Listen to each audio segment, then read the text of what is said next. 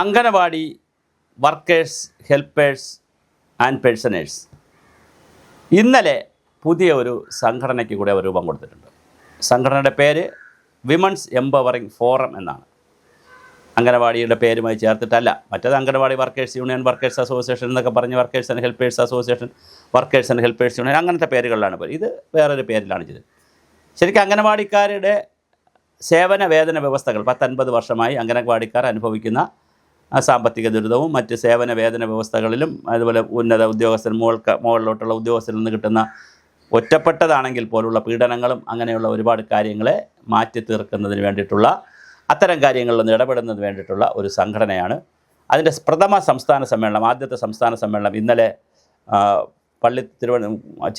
കൊല്ലം ചിന്നക്കടയിലുള്ള Pallithode parish ഹാളിൽ, പള്ളിയുടെ parish ഹാളിൽ വെച്ച് നടന്നു.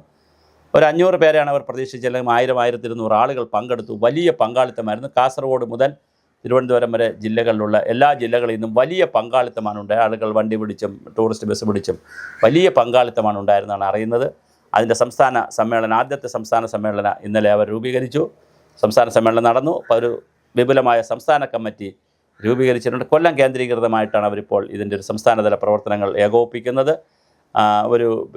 കൊല്ലത്തുള്ള ഒരു ജുബൈദ ടീച്ചർ എന്ന് പറയുന്ന വർക്കറും അതുപോലെ തന്നെ പാലക്കാടുള്ള ഒരു സാവിത്രി ടീച്ചർ എന്ന് പറയുന്ന മറ്റൊരു വർക്കറുമാണ് അതിൻ്റെ പ്രസിഡൻറ്റും സെക്രട്ടറി ആയിട്ടൊക്കെ വന്നിരിക്കുന്നത്. ഇന്നലെ ഒരു CDPO ആണ് അത് റിട്ടയർഡ് CDPO ആണ്, പ്രശസ്ത കവയത്രിയും റിട്ടയർഡ് CDPO ആയിട്ടുള്ള ഒരാളാണ് അത് ഉദ്ഘാടനം ചെയ്തത്.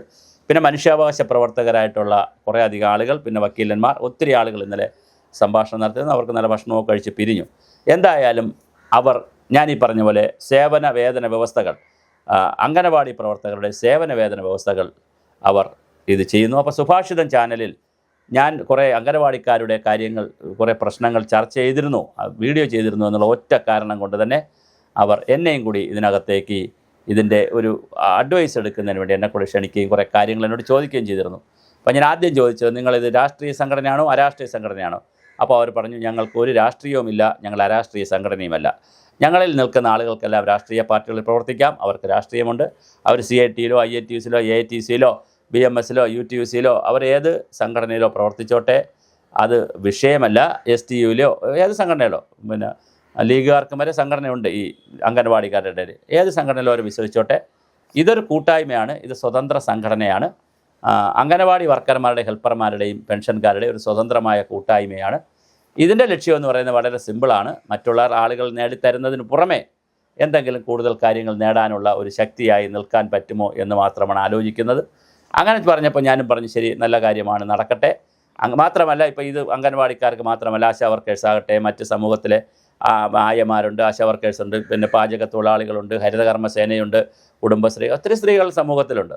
അപ്പോൾ അതിനകത്തൊക്കെ ഉള്ള എല്ലാ പ്രശ്നങ്ങളിലും, സേവന വേതന വ്യവസ്ഥകളുടെ എല്ലാ പ്രശ്നങ്ങളിലും ഇടപെട്ടില്ലെങ്കിലും ഒരു സഹജീവികൾ എന്നുള്ള നിലയിൽ അവരുടെ ദുഃഖത്തിലും സുഖത്തിലുമൊക്കെ പങ്കെടുക്കാനും അവർക്കൊക്കെ പ്രശ്നങ്ങൾ ഉണ്ടാവണമെങ്കിൽ അതിലുമൊക്കെ പ്രസ്താവന നടത്താനും പ്രതികരിക്കാനും അവരുടെ സമരസ്ഥലത്തൊക്കെ പോയി ഒരു ആഹ്വാനം നടത്താനും ഒക്കെ കഴിയുന്ന ഒരു സംഘടന എന്നുള്ള നിലയിൽ വളരെ മനോഹരമായി അത് രജിസ്റ്റർ ചെയ്തിട്ടുണ്ടെന്നാണ് ഞാൻ മനസ്സിലാക്കുന്നത്. ഒരു 8-9 പേരടങ്ങുന്ന ഒരു സംസ്ഥാന കോർ കമ്മിറ്റിയും പിന്നെ ഒരു 140 പേരടങ്ങുന്ന സംസ്ഥാന സമിതിയും, അങ്ങനെ വിശാലമായ ഒരു പരിപാടി, പിന്നെ ജില്ലാതല കോർഡിനേറ്റർമാർ, പഞ്ചായത്തിലെ കോർഡിനേറ്റർമാരൊക്കെ അവർ സൃഷ്ടിക്കുന്നു. എന്തായാലും ഒരുപാട് മെമ്പർഷിപ്പ് അവർ ഉണ്ടാക്കിയിട്ടുണ്ട്. 100 രൂപ മറ്റോണം മെമ്പർഷിപ്പ് ഫീസ്, നല്ല മെമ്പർഷിപ്പ് ഉണ്ടാക്കിയിട്ടുണ്ട്. എന്തായാലും സംസ്ഥാന തലത്തിൽ അവർ വളരെ ഭംഗിയായി ഒരു സംഘടന രൂപീകരിച്ചിട്ടുണ്ട്. തീർച്ചയായും അത് ഞാൻ നേരത്തെ സൂചിപ്പിച്ചല്ലോ, ഒരു സംഘടനയ്ക്കും എതിരോ ആരോടെങ്കിലും വെല്ലുവിളിക്കാനോ ട്രേഡ് യൂണിയൻ ആക്ട് അനുസരിച്ചല്ല രജിസ്റ്റർ ചെയ്തിരിക്കുന്നത്. അതുകൊണ്ട് ട്രേഡ് യൂണിയൻ സംഘടന പോലുമല്ല.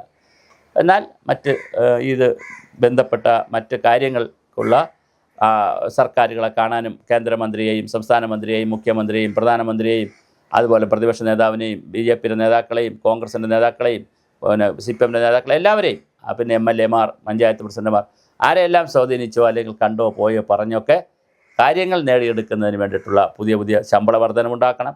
അതുപോലെ തന്നെ മറ്റ് ആനുകൂല്യങ്ങൾ, സേവന വേതന വ്യവസ്ഥകൾ ധാരാളമുണ്ട്. അതെല്ലാം ആനുകൂല്യങ്ങൾ, മറ്റ് സർക്കാർ ഉദ്യോഗസ്ഥർക്ക് കൊടുക്കുന്ന, മറ്റ് ഏജൻസി ആളുകൾക്ക് കൊടുക്കുന്ന സേവനത്തിൻ്റെ വേതനത്തിൻ്റെ ആനുകൂല്യങ്ങൾ വാങ്ങിച്ചെടുക്കാനുള്ള ഒരു കൂട്ടായ്മയാണ്. അത് സമരവും നിയമപരമായ പോരാട്ടവും കേസ് കൊടുക്കലൊക്കെ ഒരുപാട് കാര്യങ്ങൾ കാണും. അത് പക്ഷേ സംഘടനയാണ്. സംഘടനയുടെ തീരുമാനമനുസരിച്ച് അവർ ചെയ്യുന്നതാണ് എൻ്റെ സംസ്ഥാന സമിതി. അപ്പോൾ എന്തായാലും തീർച്ചയായിട്ടും ഇത് ഇങ്ങനെ ഒരു സമിതി തുടങ്ങിക്കൂടെ എന്ന് നേരത്തെ സുഭാഷിതം ചാനൽ ശക്തമായിരുന്നപ്പോൾ ഒരു ചർച്ച വന്നതാണ്. പക്ഷേ ഞാനാണ് ആ ചർച്ചയെ നിരുത്സാഹപ്പെടുത്തിയത്. തൽക്കാലം ഇത് ആവശ്യമില്ല എന്ന് പറഞ്ഞു. പക്ഷേ ഇപ്പോൾ വീണ്ടും അവർ സ്വതന്ത്രമായി ഒന്നിച്ചു കൂടി. അവർ ഇങ്ങനെ രജിസ്റ്റർ ചെയ്തതിന് ശേഷമാണ് എന്നെ വിളിച്ച് പറഞ്ഞത്, സാർ ഞങ്ങളിങ്ങനെ ഒരു സംഘടന രജിസ്റ്റർ ചെയ്തിട്ടുണ്ട്, ഞങ്ങളത് പ്രവർത്തിക്കാൻ തീരുമാനിച്ചിരിക്കുകയാണ്. അപ്പോൾ പറഞ്ഞു, ഞാൻ പറഞ്ഞു വെൽ ആൻഡ് ഗുഡ്, നടക്കട്ടെ, കാര്യങ്ങൾ നടക്കട്ടെ. ഞാൻ ഈ സൂചിപ്പിച്ചതുപോലെ അംഗനവാടിക്കാരുടെ, വർക്കർമാരുടെ, ഹെൽപ്പർമാരുടെ, പെൻഷൻ പറ്റിയവരുടെ ക്ഷേമത്തിന് വേണ്ടിയിട്ടും വികസനത്തിന് വേണ്ടിയിട്ടും സേവന വേതന വ്യവസ്ഥകൾ പരിഷ്കരിക്കുന്നതിന് വേണ്ടിയിട്ടും ശമ്പളം കൂട്ടി കിട്ടുന്നതിന് വേണ്ടിയിട്ടും സമയബന്ധിതമായ ശമ്പളം, പലപ്പോഴും അവർക്ക് 5-ാം തീയതി കഴിഞ്ഞാലും ശമ്പളം കിട്ടത്തില്ല. അതൊരു വലിയ പ്രശ്നമാണ്. അപ്പോൾ കേന്ദ്രം പൈസ തന്നില്ല എന്ന് പറയും, സംസ്ഥാനം പൈസ തന്നില്ല എന്ന് പറയും, പഞ്ചായത്ത് പൈസ ഇട്ടില്ല എന്ന് പറയും. ഇതൊക്കെ വലിയൊരു വിഷയമാണ്. കേന്ദ്രം പൈസ തന്നാലും പൈസ തന്നില്ലെങ്കിലും സംസ്ഥാനം ഇത് കൊടുക്കുകയും കേന്ദ്രത്തിൽ നിന്ന് വാങ്ങുകയും, അല്ലെങ്കിൽ നേരത്തെ കേന്ദ്രം 2 മാസത്തെ 3 മാസത്തെ ശമ്പളമൊക്കെ ഒന്നിച്ച് കേന്ദ്രം കൊടുക്കുകയൊക്കെ ചെയ്യുന്ന 6 മാസത്തെ അലോക്കേഷനൊക്കെ ഒന്നിച്ച് കൊടുക്കുന്ന രീതിയൊക്കെ പരീക്ഷിക്കേണ്ടതാണ്. അപ്പോൾ അതിനനുസരിച്ചുള്ള വലിയ ഒരു മാറ്റം ഇവർക്കും കൂടി ഇടപെട്ട് കൊണ്ടുവരാൻ കഴിയുമെന്ന് വിശ്വസിക്കുന്നു. എന്തായാലും വിമൻസ് എംപവറിംഗ് ഫോറം എന്ന പുതിയ സംഘടന ഉണ്ടായതായി മനസ്സിലാക്കുന്നു. അവർ പ്രവർത്തിക്കട്ടെ. സംഘടനകൾ ഉണ്ടാകുമ്പോൾ രാഷ്ട്രീയ കക്ഷികളുമായി അഫിലിയേറ്റ് ചെയ്തിട്ടില്ലാത്ത ഒരു സംഘടന എന്നുള്ള നിലയിൽ അവർ സ്വതന്ത്രമായി പ്രവർത്തിക്കട്ടെ. അവരുടേതായ കാഴ്ചപ്പാട് അവർ പുറത്തെടുക്കട്ടെ. ഒരു കൂട്ടായ്മ എന്നുള്ള നിലയിൽ, സ്ത്രീ കൂട്ടായ്മ എന്നുള്ള നിലയിൽ നമുക്കവരെ പ്രോത്സാഹിപ്പിക്കാം.